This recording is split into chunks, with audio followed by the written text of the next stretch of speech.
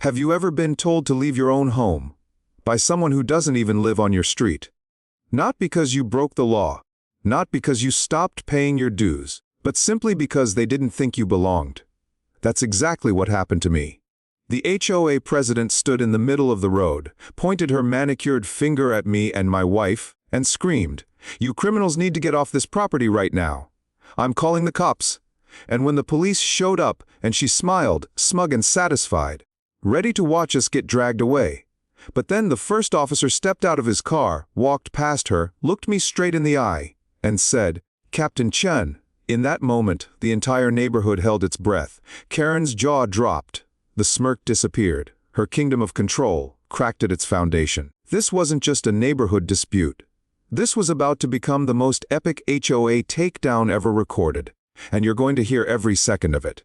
It was a Tuesday afternoon, the sun sharp but not punishing. We had just returned from a week-long trip to Colorado. Isabella and I were rolling our suitcases up the driveway, looking forward to coffee, clean clothes, and quiet. Instead, we were met with a giant red notice on our front gate: violation of HOA regulations, entry prohibited. Property access suspended pending board hearing. And right beside it, a security guard we'd never seen before, paunchy, mid-50s, clipboard in hand, standing squarely in front of our gate like he was guarding a nuclear facility. "Excuse me, folks. I need to see your ID and proof of residence before you enter this property." I glanced at Isabella. She looked back at me with the same stunned disbelief. This was our house. We'd been paying the mortgage here for 3 years, and this man wanted proof we belonged. "I'm sorry," I said, popping the trunk, "but this is my property. I don't need to show you anything." He stiffened and grabbed his radio like I had just committed a felony. "I have orders from Mrs. Karen. No one enters without proper documentation. Comply or I'll call the police." That's when Isabella stepped in. Calm, steady, her voice soft but firm. "We've been out of town for a week. Our car has been in the garage. What exactly did we violate?" That's when I noticed something strange. The violation report, it was dated 3 days into our vacation. How could our car have been illegally parked when it was locked in our garage?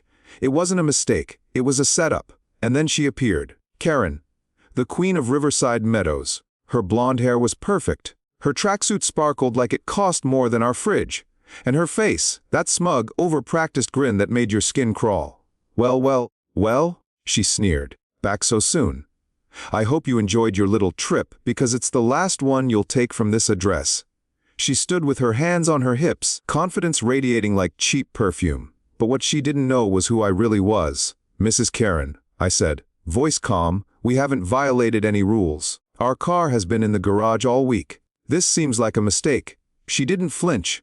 "There is no mistake, Mr. Chen. Your vehicle was in violation of HOA guidelines. You need to provide proof of residence or leave." I felt my blood boil. The absurdity, the arrogance. But I didn't yell. I didn't fight. I just stood there.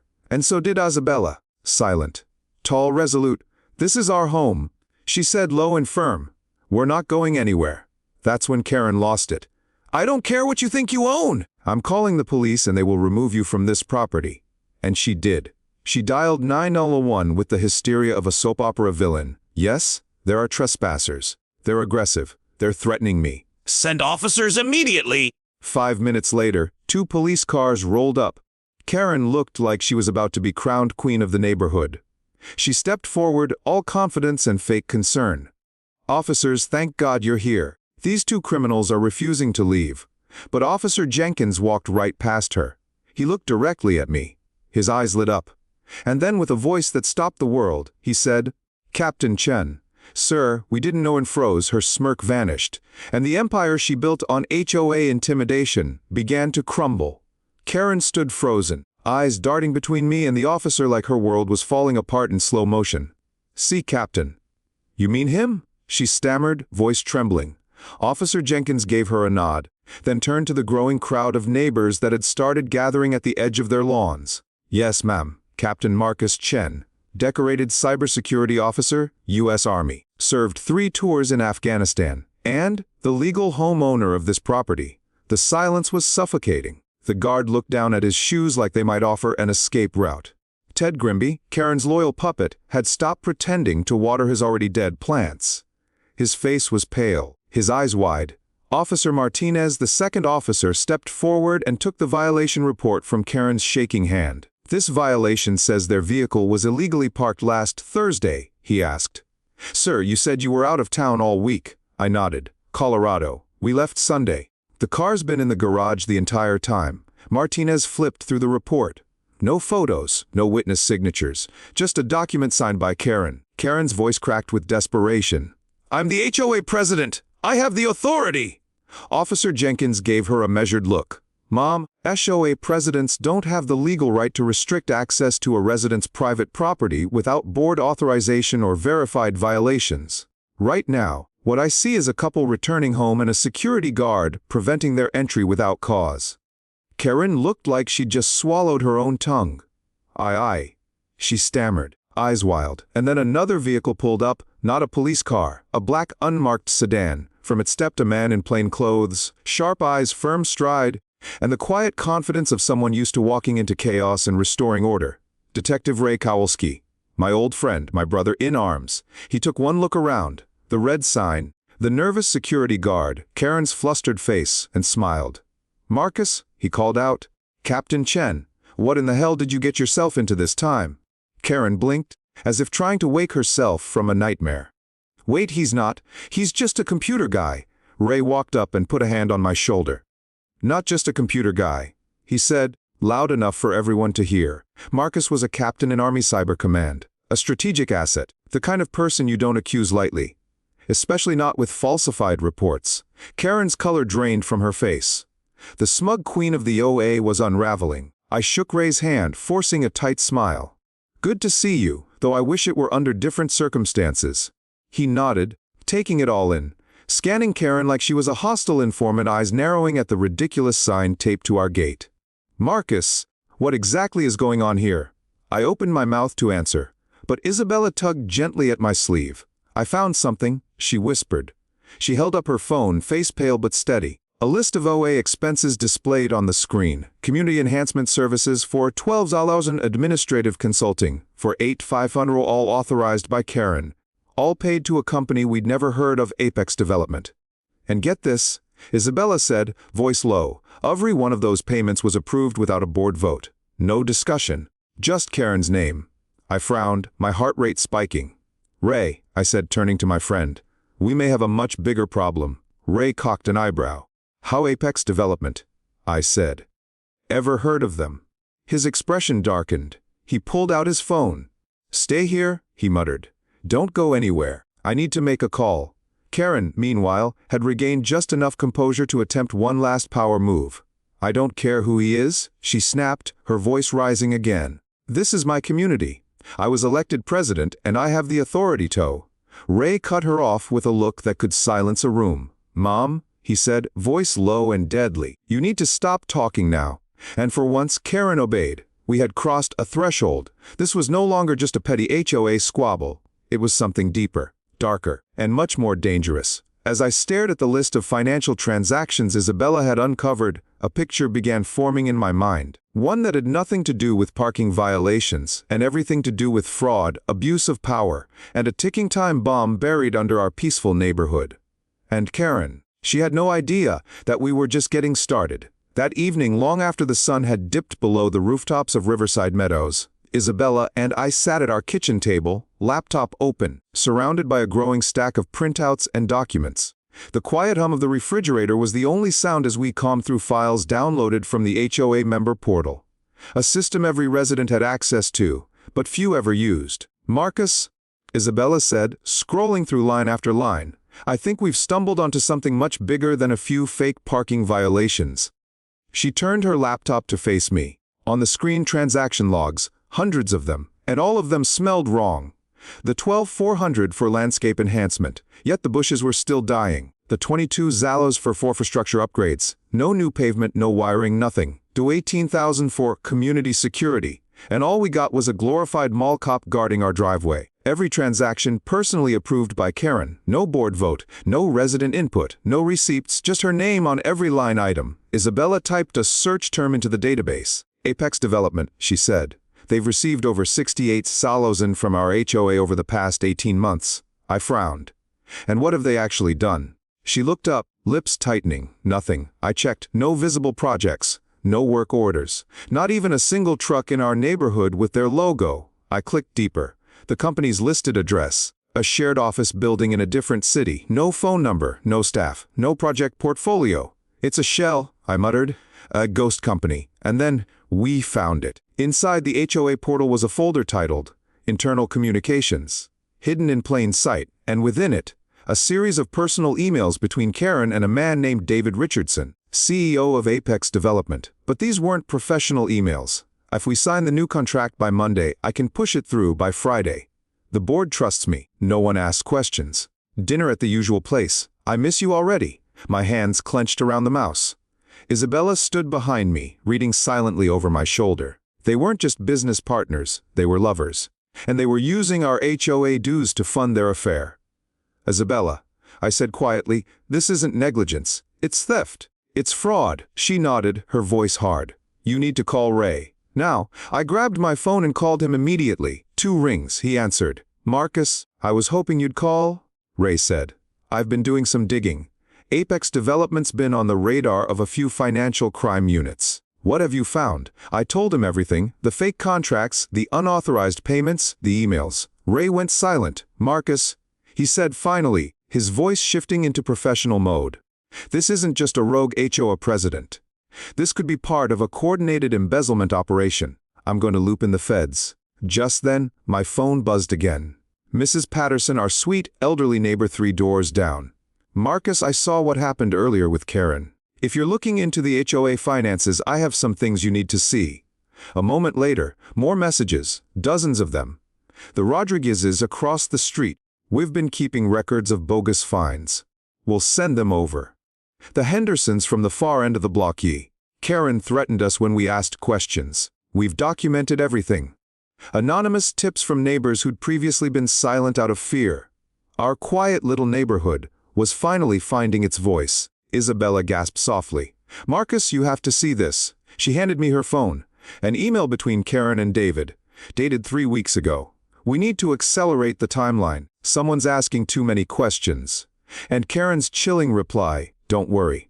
I'm handling the Chen situation permanently. They won't be a problem next month. I felt my stomach twist. That fake violation, the sign on our gate, it had all been planned. Karen hadn't just been trying to intimidate us. She'd been trying to remove us. She wasn't just abusing her power, Isabella whispered. She was trying to silence us. I nodded slowly, my mind spinning with anger and clarity. And now she's going to regret picking the wrong couple. I turned back to the laptop. Isabella grabbed a legal pad and started organizing evidence. I opened a secure drive and began compiling files. Because the truth was clear now. This wasn't about a parking violation. This wasn't even about HOA politics. This was organized fraud. And Karen was at the center of it. The next morning, the air felt different, heavier. Like something had shifted in the energy of Riverside Meadows. For the first time in years, neighbors who normally kept their heads down started knocking on our door. Mrs. Patterson came by first. She held a worn manila envelope in her hand like it was gold. I've lived here for 15 years, she said softly, and I've seen Karen walk out of the HOA office with cash at least half a dozen times. I took pictures. She looked me in the eye. I was scared before, but after yesterday I'm done being scared. Next came the Rodriguezes, then the Hendersons.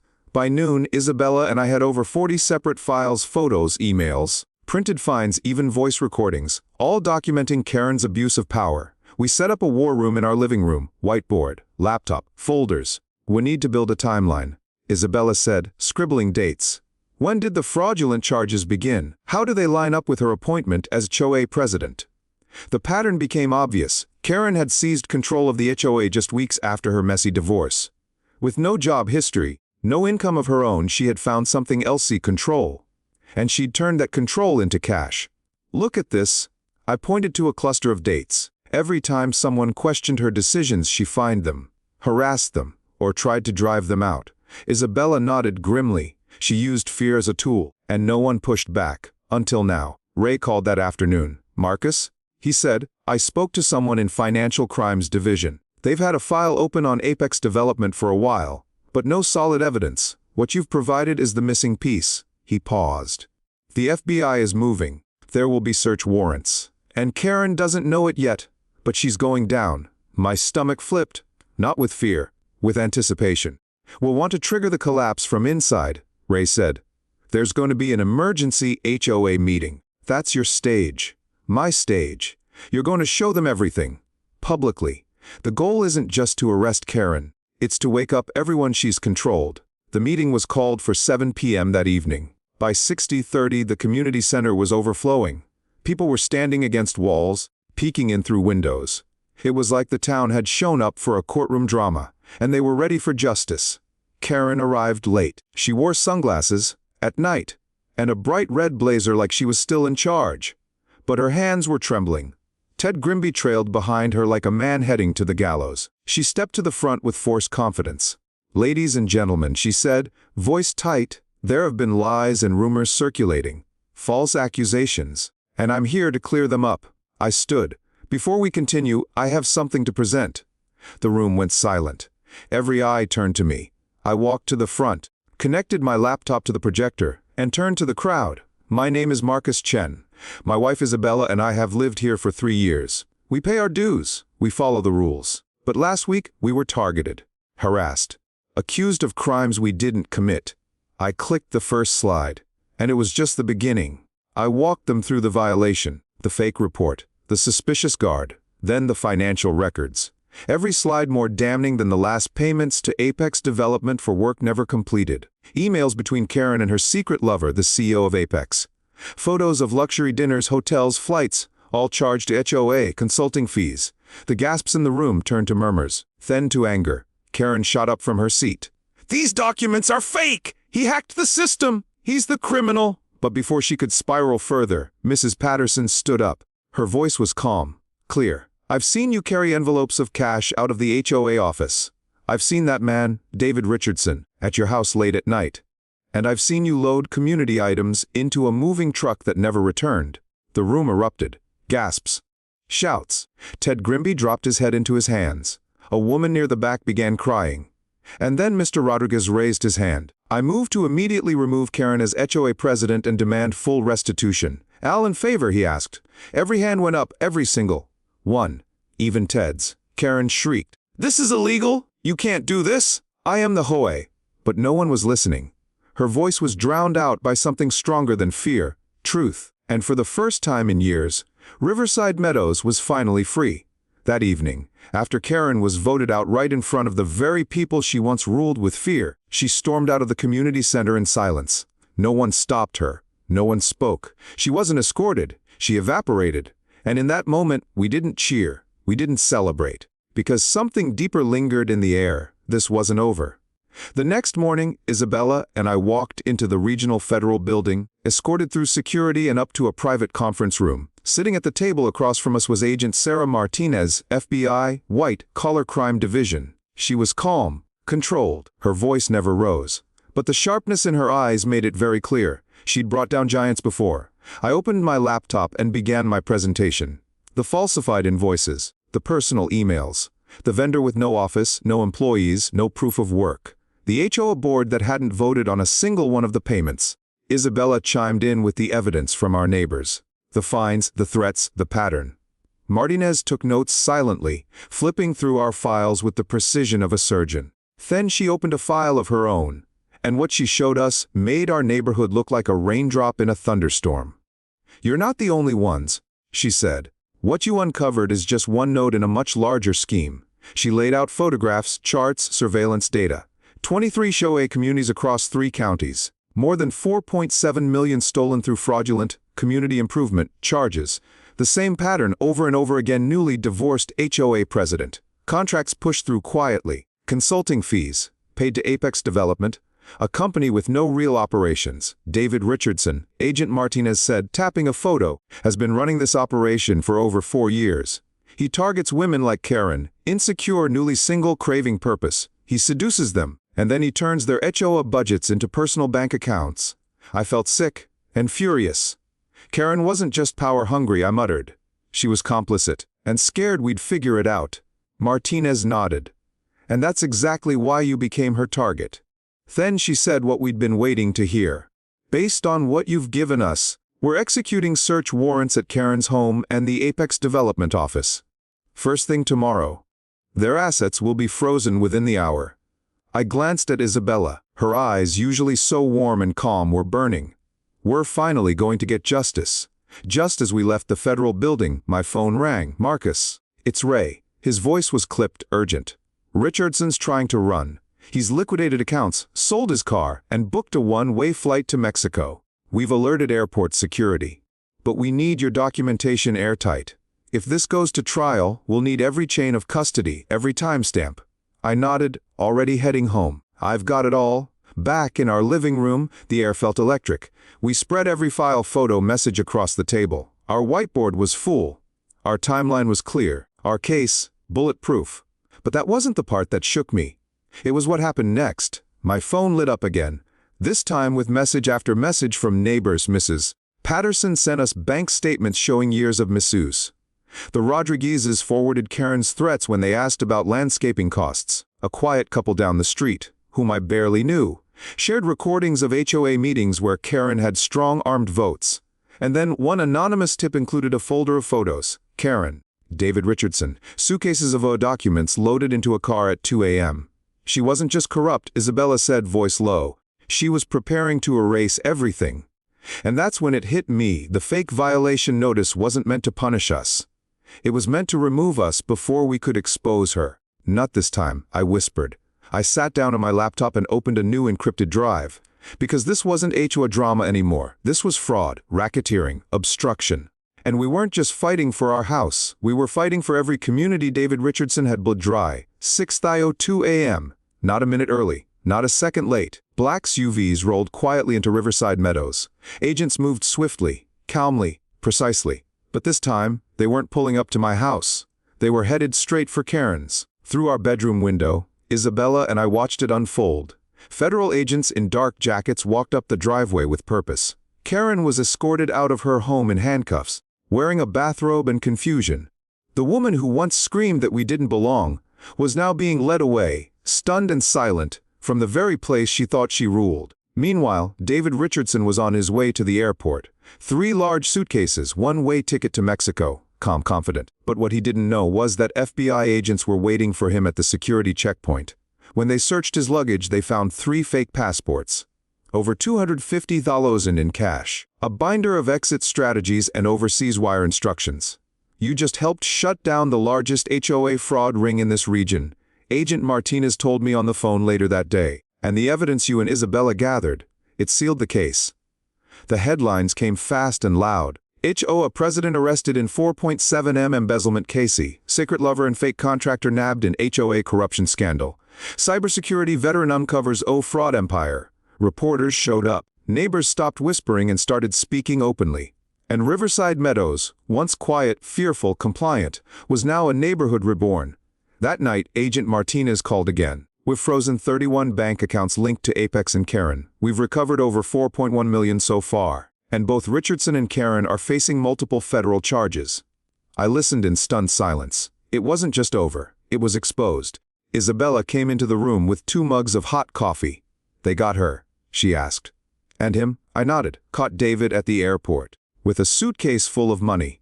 Where she sat beside me, rested her head on my shoulder. We didn't say much. We didn't have to, because justice had finally spoken.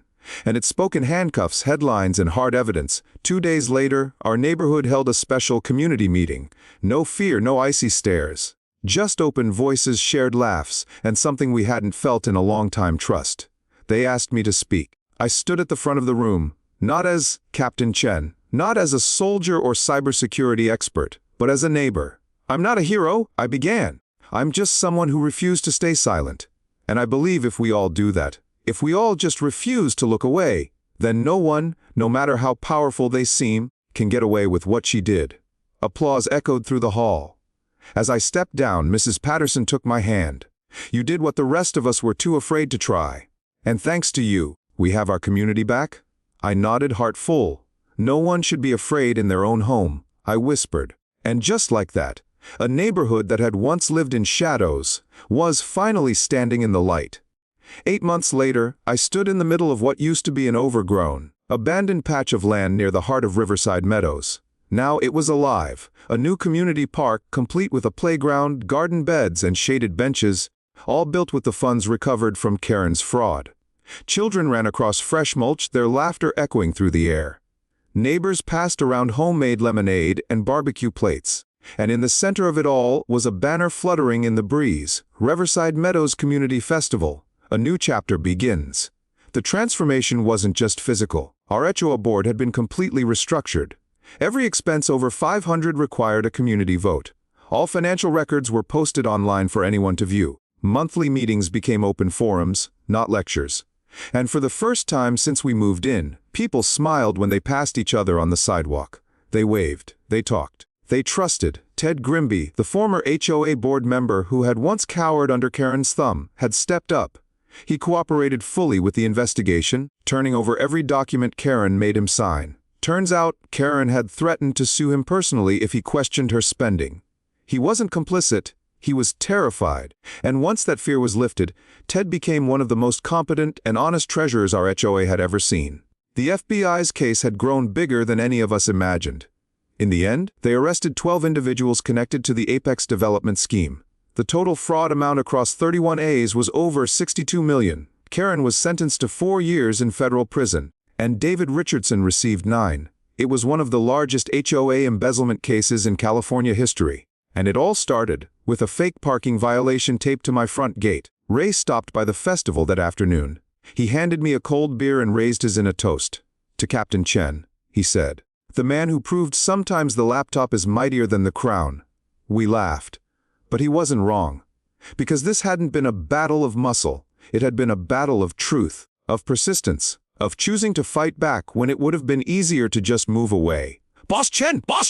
Push us on the swings! A chorus of kids called out from across the park. I smiled at the nickname, one that started as a joke during the Karen takedown, but somehow stuck, now used with affection instead of mockery. Isabella walked up beside me, watching the scene unfold. You've become a local legend, she teased. I didn't ask for that, I laughed. You didn't have to, she said. You earned it. Ray glanced at me, more serious now. You never told me, he said. What made you stay? Why didn't you just pack up and leave when Karen came after you? I looked around. At the park, at the people, at the community we had become. Because if I had left, I said quietly, someone else would have been next. Someone without a background in cybersecurity. Someone without a voice. Someone who wouldn't have had the chance to fight back. And I couldn't let that happen. The sky turned orange as the sun began to set over Riverside Meadows. And for the first time in a long, long time, the only thing louder than the silence Karen had once enforced was the sound of a neighborhood that had finally found its own voice. About a week before the community festival, I received a pale brown envelope, no return address. Just the seal of a federal correctional facility out of state. I knew immediately who it was from. I sat with it in my hand for nearly 10 minutes, staring at it by the window. Not out of fear, but because I wasn't sure if I even wanted to read it. Eventually I opened it. The first line, handwritten, Marcus, I don't expect forgiveness. I just want you to understand how badly I lost control. It was 3 pages long. Karen wrote about the aftermath of her divorce. The loneliness, the need to feel important again, the creeping desperation that disguised itself as ambition. She described how David Richardson approached her, how his charm slowly became manipulation, and how, little by little, she traded her values for validation. I thought I was rebuilding my life, she wrote. But all I did was destroy it and hurt everyone I should have protected. Toward the end, she said, I know I hurt you. I know I tried to ruin your family, your name, your peace. If I could go back and do it differently, I would have walked away before it went too far. I folded the letter, placed it in the drawer. I didn't rip it up. I didn't write back. I simply let it be. Because not every chapter in life needs a dramatic ending. Some are better left with silence. That night, the festival was still in full swing. Bolero music played softly from the speakers. Kids chased each other between the benches. Neighbors smiled, not because everything was perfect, but because they finally felt heard. I stood quietly by the newly built stone benches, watching the lights dance across the playground. Isabella joined me, 2 lemonades in hand. You okay? She asked. I nodded. More than okay. What do you think this story will become in people's minds? She asked softly. I looked around. At every family that had once been divided by fear but now stood together. Not a scandal, not a victory, just a reminder. That power can always be abused. But if enough of us stand up, truth will always find the light. As for the nickname the kids still teased me with, Boss Chen, it no longer felt ironic. It wasn't about control. It wasn't about being in charge. It meant that even an ordinary person with enough courage can protect something bigger than themselves. If this story moved you, don't scroll just yet. Tell us, have you ever stood up to injustice in your own neighborhood? Or have you ever stayed silent and wished you hadn't? Drop your experience in the comments. Your voice might be the one someone else needs to hear today. Like, subscribe, and share this video to remind others, even in the quietest streets, someone brave enough can still bring the truth to light.